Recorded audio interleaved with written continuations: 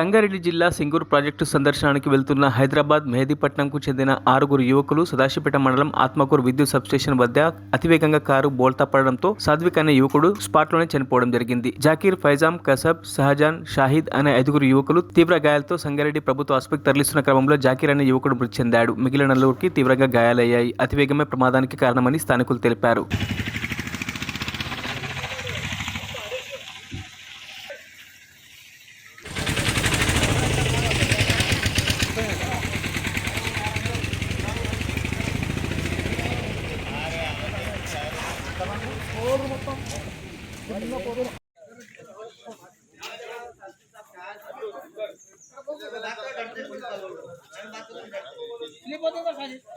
మరిన్ని అప్డేట్స్ కోసం మా ఛానల్ని సబ్స్క్రైబ్ చేయండి.